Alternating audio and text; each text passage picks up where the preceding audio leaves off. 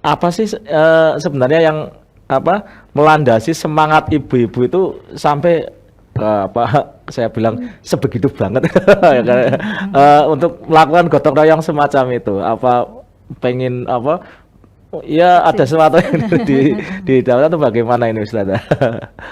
Ya, kalau perempuan itu kan salah satu ciri perempuan itu adalah dia punya rahim gitu ya. Iya, oke. Rahim itu sebagaimana sifat Allah, akar katanya sama, rohama, yarhamu, rohman, rohim gitu ya, yang maha pengasih penyayang. Jadi pada dasarnya semua manusia itu memang penyayang, tetapi ketika perempuan itu diberi rahim, kemudian dia dilatih oleh Allah mengandung seorang calon manusia yang tinggal di sana selama kurang lebih 9 bulan, kemudian menyusui, kemudian mendidiknya gitu ya. Ini menunjukkan bahwa semua itu dekat dengan perempuan. Oke, Makanya iya. kemudian ketika Allah memberi perempuan itu rahim, maka sebagai perempuan, sebagai panggilan hidupnya, sebenarnya perempuan itu adalah manusia yang penuh dengan kasih sayang. Kasih sayang,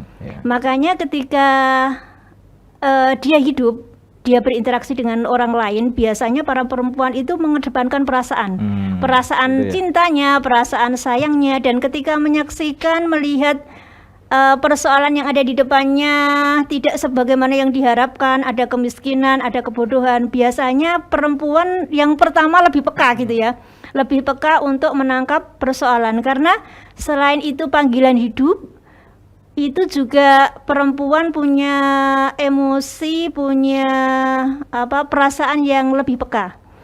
Jadi kenapa kemudian para ibu lebih eksis, saya tidak berusaha untuk membedakan ya, tetapi biasanya para ibu itu lebih antusias begitu ya ketika kemudian di sekelilingnya ada orang miskin, maka kemudian dia bersegera bagaimana cara menyelesaikan persoalan yang ada di sekitar kita. Tentunya hal itu tidak bisa dilakukan sendirian, karena sebagaimana perempuan dia mengandung, perempuan biasa berinteraksi dengan orang lain. Jadi perempuan itu manusia yang bisa menyatu dengan apapun.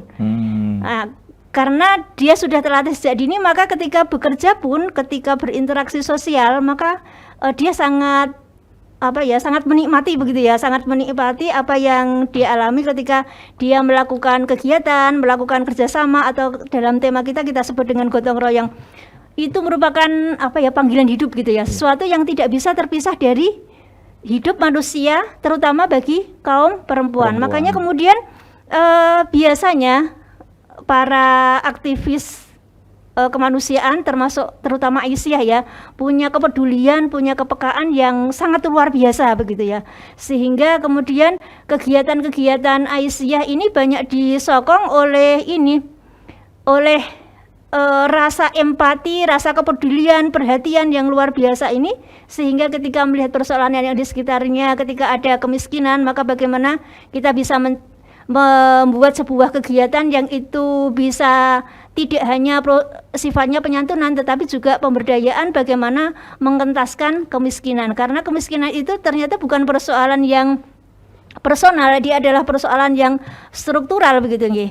Kemudian jika ada masalah kebodohan misalkan ya, maka kemudian perempuan juga turut serta di dalam upaya untuk mencerdaskan kehidupan bangsa, karena sebagaimana salah satu ayat yang dijadikan salah satu dasar gerakan Aisyah, yaitu surat An-Nahl ayat 97 nggih.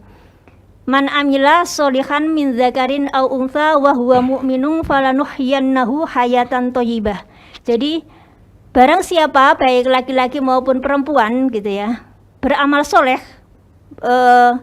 dengan didasari oleh iman, maka Allah akan memberikan kehidupan yang baik. Falanuhyiyannahu hayatan thayyibah, maka Allah akan memberikan kehidupan yang lebih baik. Nah, ini adalah orientasi panggilan hidup bagi warga Aisyah ketika mereka melakukan kegiatan itu adalah dalam rangka ini, bersama-sama dengan perempuan lain dan juga dengan para bapak untuk menciptakan kehidupan yang lebih baik gitu ya. Kehidupan yang bagaimana? Kehidupan yang penuh dengan kesejahteraan, bagaimana semua kebutuhan itu bisa tercukupi, jika ada kekurangan bisa kita tutupi, jika ada ketidaktepatan bisa kita tempatkan di tempat yang tepat begitu ya. Dan ini adalah kerja bersama begitu ya, tidak bisa dilakukan sendiri, karena dengan bekerja sama insya Allah semua akan berlangsung lebih efektif, efisien begitu ya kalau dalam terminologi manajemen begitu ya. Karena dengan bersama-sama ini insya Allah apa yang kita lakukan lebih konstruktif, sebagaimana sahabat Ali berpesan ya Pak Asad ya,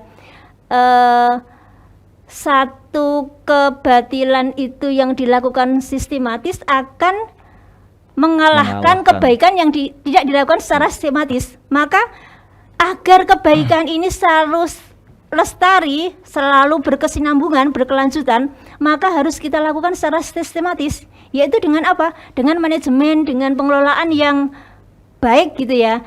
Tentu saja manajemen pengelolaan ini melibatkan banyak pihak ya, bagaimana semua pihak bisa terlibat di dalamnya. Makanya di dalam Aisyah kan di sana tidak hanya menampung misalkan ibu-ibu yang kaya saja, tetapi orang miskin pun gitu ya, itu dibutuhkan di Aisyah gitu ya. Nanti kalau semua kaya, nanti siapa yang disantuni gitu ya. Kalau semua pinter, siapa nanti yang kita ajarin? Atau kalau semuanya tukang omong gitu ya, nanti siapa yang diceramain begitu ya.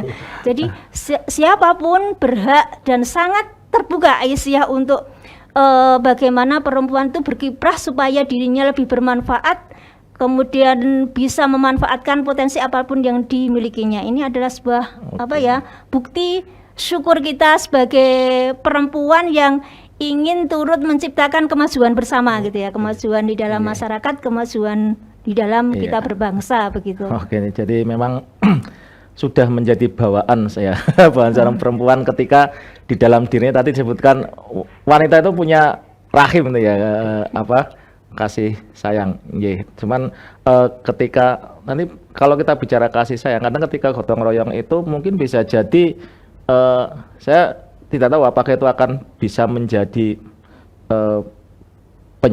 penyemangat kasih sayang itu, atau mungkin karena rasa kasih sayang itu kan nanti adanya rasa tidak enak dan enak terhadap orang lain gitu ya.